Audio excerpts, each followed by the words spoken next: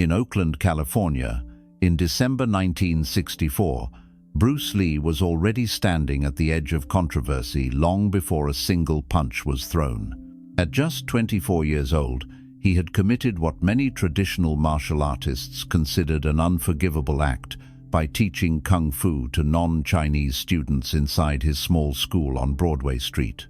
For generations, Chinese martial arts had been protected as cultural inheritance, passed only within families and ethnic boundaries, guarded not merely as fighting systems, but as symbols of identity and pride. Bruce Lee rejected this idea entirely, believing that truth belonged to effectiveness rather than tradition, and that knowledge should be earned through effort, not restricted by ancestry.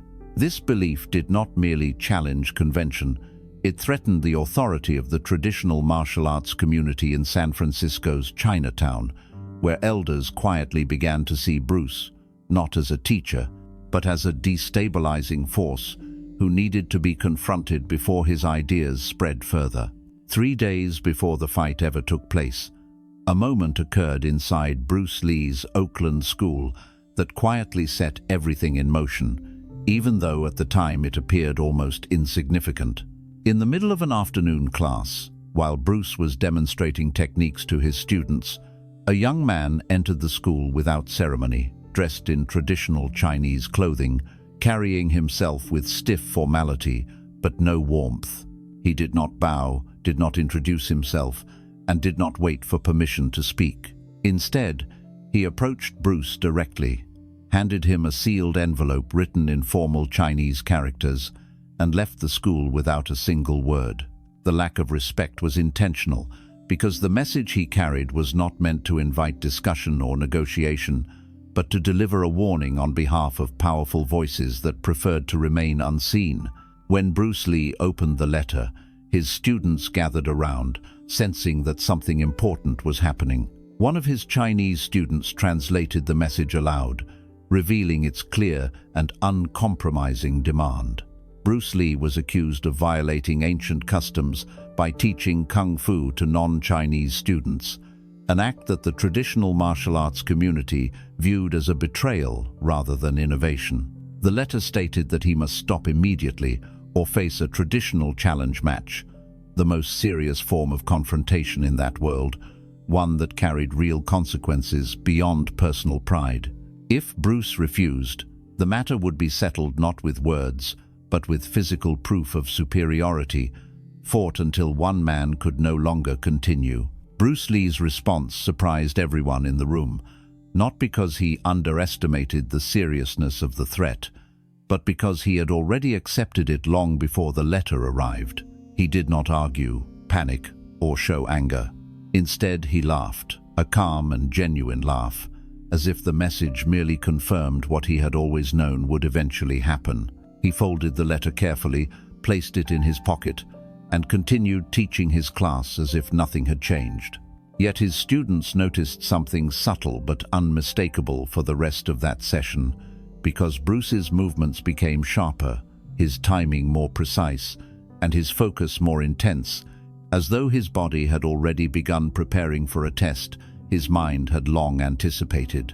2 days later, the warning turned into reality when the challenger arrived in Oakland. This was not a reckless, hot-headed fighter seeking fame, but Wong Jack Man, a respected and disciplined martial artist trained in traditional northern Shaolin systems. He carried himself with restraint and seriousness, known within San Francisco's Chinatown, not as a troublemaker, but as a man who represented tradition with honor and commitment. Wong Jack Man did not come because of personal dislike toward Bruce Lee, nor out of jealousy for his growing reputation. He came because the elders of the traditional martial arts community believed someone needed to formally confront Bruce and draw a clear boundary before his ideas spread any further. When Wong Jack Man presented the terms of the challenge, they were direct and unforgiving, leaving no room for misunderstanding. If Bruce Lee won, he would be allowed to continue teaching anyone he wished without further interference. But if he lost, his school would be shut down, and his teaching to non-Chinese students would end permanently. There would be no judges, no rounds, and no safety measures beyond what the fighters chose to show each other. It would be a traditional challenge match, continuing until one man could no longer fight, with reputations, philosophies, and futures hanging in the balance. Bruce Lee accepted without hesitation, not because he was reckless, but because he understood that this confrontation was never really about one fight, but about whether tradition would remain unchallenged or be forced to evolve. On Saturday afternoon, December 5th, 1964, Bruce Lee arrived alone at his Oakland school well before the agreed time, unlocking the door and stepping into the quiet space where everything would soon be decided.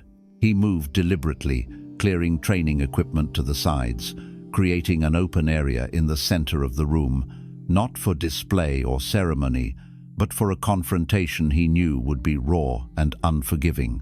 Bruce had hoped to keep the match private, but when Wong Jack Man arrived precisely at 2 o'clock, he was not alone.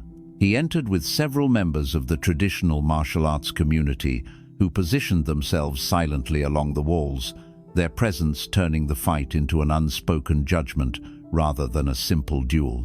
Moments later, 3 of Bruce's students appeared at the doorway, having somehow learned of the challenge, and after a brief pause, Bruce allowed them to enter, understanding that if tradition demanded witnesses, then truth deserved them as well. With that, 11 men stood inside the room, all aware that what they were about to see was not meant for public eyes. Before the fight began, Wong Jack Man warmed up using traditional forms, his movements precise, controlled and disciplined, reflecting years of classical training where structure and balance were central to effectiveness. Bruce Lee, by contrast, did not warm up at all, choosing instead to stand quietly, watching his opponent with intense focus, studying posture, breathing, and rhythm, not as a spectator, but as a strategist. When the signal was given, there was no dramatic start, no sudden explosion of movement, as both men circled each other cautiously, maintaining distance and testing reactions.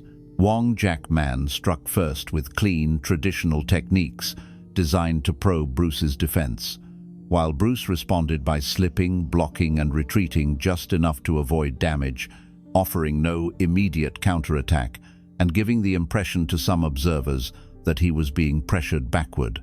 In reality, Bruce was gathering information, watching patterns, noting timing, and allowing his opponent to reveal habits that would later become openings. As the exchanges continued, Wong Jack Man increased his pace, throwing combinations meant to force mistakes, while Bruce continued to defend with economy, his movements tight and controlled, never panicked, never rushed. To the traditional witnesses along the wall, Wong Jack Man appeared confident and composed, but Bruce's students noticed something different, as Bruce's eyes never left his opponent's center and his footwork subtly adjusted with each attack. The turning point came suddenly, when Bruce stopped yielding ground and intercepted a familiar punch, trapping Wong Jack Man's arm and stepping inside his guard before there was time to react. From that moment forward, the fight changed completely, as Bruce unleashed short, direct strikes from close range, denying space and interrupting every attempt Wong Jack Man made to regain distance. This was not how traditional challenge matches were meant to unfold, as there were no elaborate combinations or formal exchanges, only relentless pressure that forced Wong Jack Man to abandon structure in favor of survival.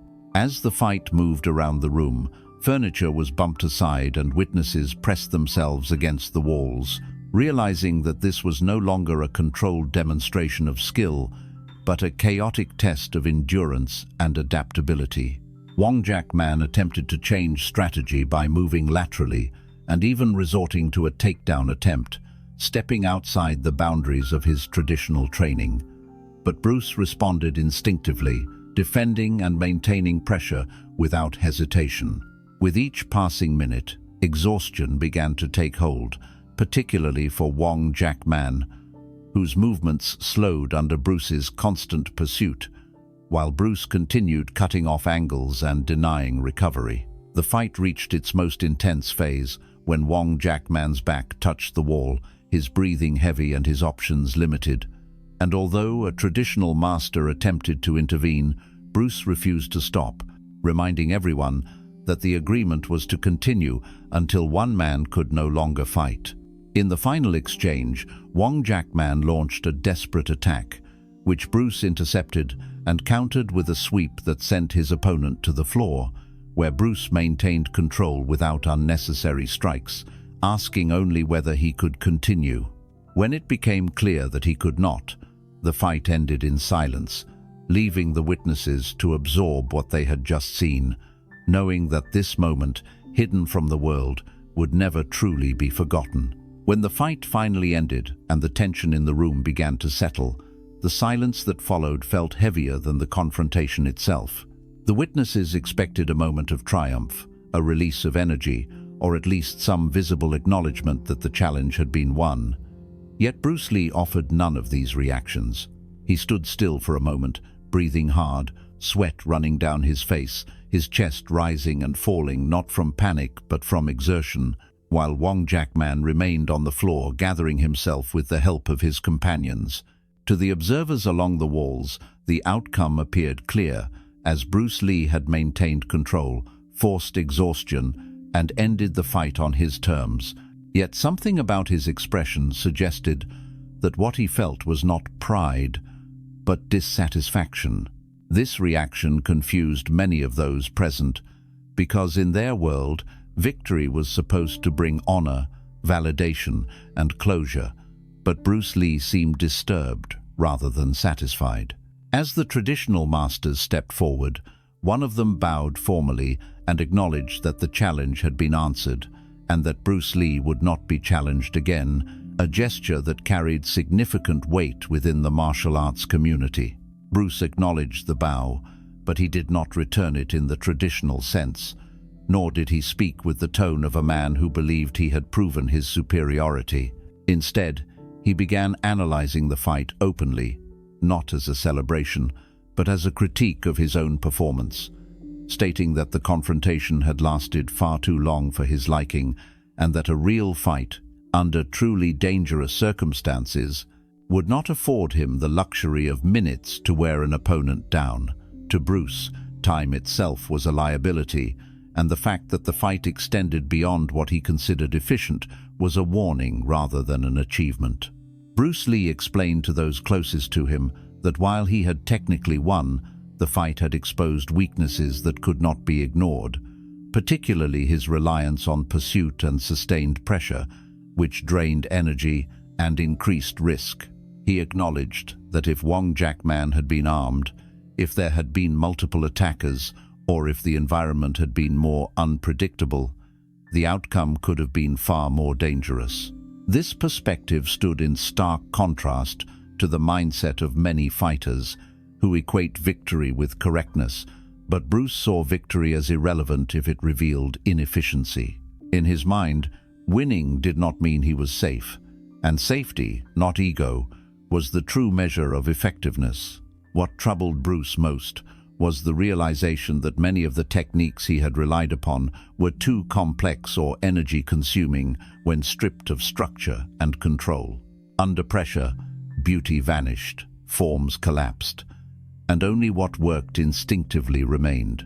This understanding shook him deeply because it meant that years of traditional training, while valuable, were not sufficient when life demanded speed, simplicity, and adaptability. Bruce was not disappointed in Wong Jackman, nor did he view the fight as proof of his opponent's inadequacy. On the contrary, he respected Wong Jackman's resilience and composure, recognizing that the struggle itself was what had revealed the truth. The disappointment was directed inward, toward the gap between who he was and who he needed to become. As the witnesses quietly left the school, taking the story with them in fragmented versions that would later spread and conflict, Bruce remained behind, sitting alone in the emptied training space, replaying every moment of the fight in his mind. He mentally examined each decision, each movement, each moment of hesitation, identifying where energy had been wasted and where opportunities for interception had been missed. This process was not emotional, but analytical, driven by a relentless need to eliminate weakness rather than preserve pride. To Bruce Lee, the fight was not an endpoint, but a diagnostic test that had revealed flaws demanding correction. That evening, when Bruce spoke privately to his wife, he described the experience not as a victory, but as a warning that comfort and satisfaction were far more dangerous than defeat. He expressed concern that believing he was already good enough would lead to stagnation, and stagnation, in his philosophy, was a form of decay. He knew that one successful outcome could easily become a trap if it encouraged complacency, and that the real danger lay not in facing skilled opponents, but in facing them with outdated thinking. The fight had forced him to confront a hard truth, that effectiveness in real combat demanded constant evolution, and that any system unwilling to adapt was ultimately a liability. By the end of that day, Bruce Lee had already made a decision that would quietly reshape the rest of his life. He resolved that nothing about his training, teaching, or philosophy would remain unquestioned, and that every movement would need to justify its existence through function rather than tradition. The most dangerous moment of that fight was not the exchange of strikes, but the moment Bruce recognized that victory itself could be misleading, and that the true enemy he needed to overcome was the comfort that success so easily provides. That realization marked the beginning of a transformation that would redefine not only his approach to martial arts, but his understanding of growth, discipline, and self-honesty. When the last of the witnesses left the school and the door closed behind them, the room that had moments earlier been filled with tension, movement, and unspoken judgment became silent in a way that felt almost oppressive. Bruce Lee remained inside alone, standing in the center of the training space, surrounded by scattered equipment, scuff marks on the floor, and the physical evidence of a confrontation that would never be officially recorded. This was the moment most people would remember as victory. Yet for Bruce Lee, it marked the beginning of a far more uncomfortable realization. He did not rush to clean the room or celebrate the outcome. Instead, he stood still, replaying the fight in his mind with ruthless honesty, not searching for moments of dominance, but for moments of inefficiency, hesitation, and unnecessary effort. What disturbed him most was not how hard the fight had been, but how much energy it had required. Because, in his view, a real confrontation should be resolved before exhaustion ever becomes a factor.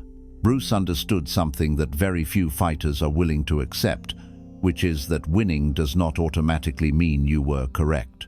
A victory can hide flaws just as easily as it can expose them. And in that Oakland school, Bruce Lee saw clearly that many of the techniques he had inherited from traditional systems were too complex, too conditional, and too dependent on ideal circumstances. Under pressure, form dissolved, structure collapsed, and only what could be applied instantly survived. This realization was deeply unsettling because it meant acknowledging that years of respected training had limits, and that loyalty to tradition could become a liability when reality refused to cooperate. Bruce did not interpret this as a rejection of the past, but as proof that the past alone was not enough. In the days following the fight, Bruce became increasingly withdrawn, not out of fear or regret, but out of concentration. He spoke very little about what had happened, allowing conflicting stories to circulate freely, some portraying the fight as a draw, others exaggerating dominance, and some questioning whether rules had been broken. Bruce did not attempt to correct these narratives because the public version of the fight no longer mattered to him. What mattered was the lesson it delivered, and that lesson was intensely personal. He understood that if the fight had been truly life or death, if weapons had been involved, or if there had been more than one opponent, his reliance on pursuit and prolonged engagement could have cost him everything. That awareness became the seed of obsession, pushing him toward a new way of thinking that rejected stagnation in all its forms. Bruce began dismantling his own approach piece by piece, questioning every movement, every habit, and every assumption that had gone unchallenged for too long. He asked himself whether each technique served a clear purpose, whether it could be applied under stress, and whether it conserved energy rather than wasting it. Anything that failed these tests was discarded, regardless of its history or reputation. This process was not driven by rebellion, but by survival, because Bruce understood that evolution is not optional in combat, and that clinging to comfort is often the first step toward failure. He expanded his studies beyond traditional martial arts, exploring Western boxing for its efficiency, fencing for its understanding of distance and timing, wrestling for its control of balance and leverage, and even scientific disciplines such as biomechanics and kinesiology to better understand how the human body generates power. What emerged from this period of intense self-examination was not a new style in the traditional sense, but a philosophy rooted in adaptability and simplicity, later known as Jeet Kune Do. This philosophy rejected rigid forms and fixed systems, emphasizing instead the ability to respond directly to what is happening in the moment. Bruce believed that the best technique is the one that works, not the one that looks impressive or carries historical prestige, and that a fighter must be free from attachment to any single method. This mindset extended beyond martial arts into Bruce's broader view of life, shaping his approach to self-discipline, creativity, and personal growth, as he came to see stagnation as the true enemy of progress. The fight with Wong Jack Man also altered Bruce's understanding of humility, not in the sense of modesty, but in the willingness to remain a student, regardless of success. He recognized that mastery is not a destination but a process, and that believing oneself to be complete is the fastest way to become obsolete.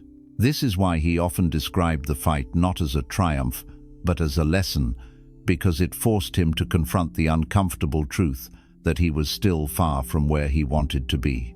While others measured the outcome by who remained standing, Bruce measured it by what needed to change, and that distinction defined the rest of his life.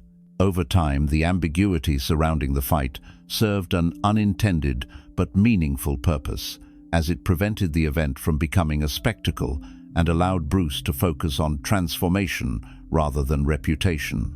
By not claiming a definitive narrative, he avoided becoming a magnet for endless challenges from traditionalists seeking to defend their systems, and he preserved the dignity of his opponent, whom he respected for stepping into an uncertain confrontation with courage. This mutual respect, though rarely discussed, reflected Bruce's deeper belief that growth does not require humiliation, and that learning often comes through shared struggle rather than public domination. As the years passed, Bruce Lee's physical abilities evolved dramatically, marked by extraordinary speed, conditioning, and control that seemed almost unreal to those who watched him later in films and demonstrations.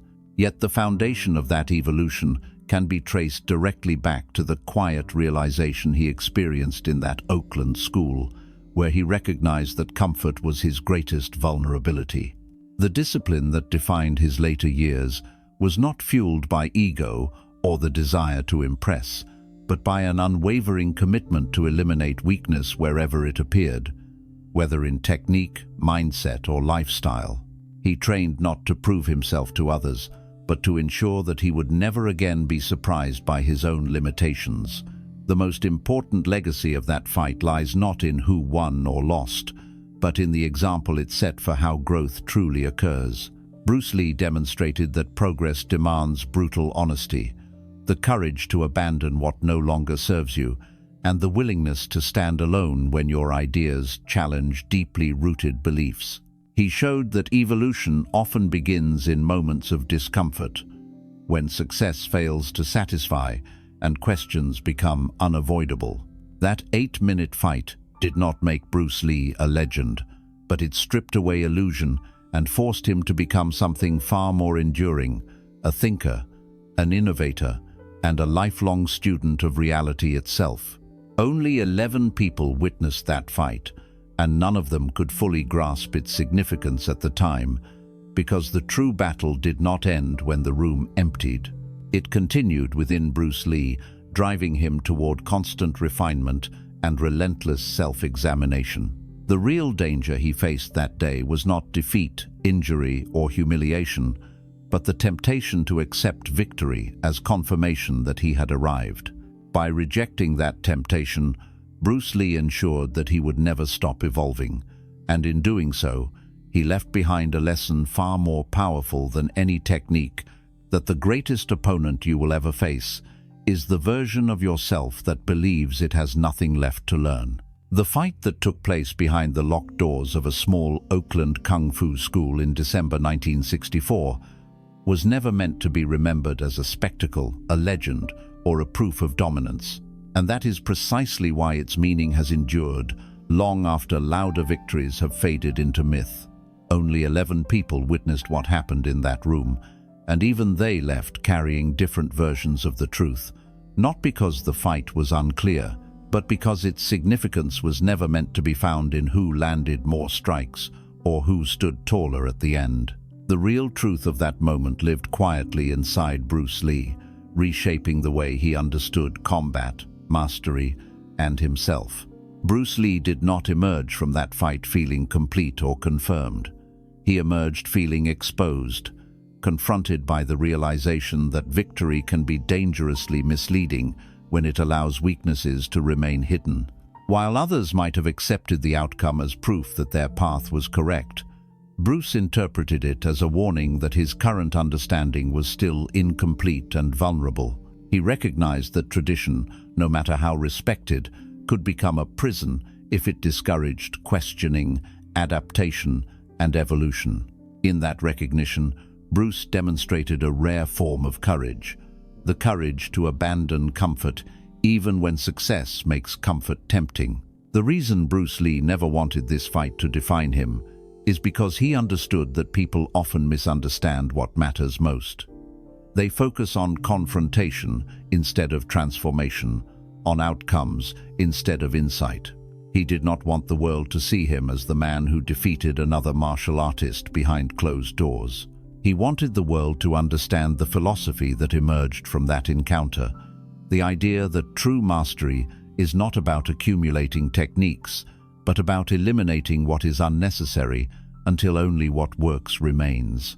That belief became the foundation of everything he later taught, lived, and embodied. In the years that followed, Bruce Lee's evolution stunned those who encountered him, not because he chased superiority, but because he relentlessly chased clarity.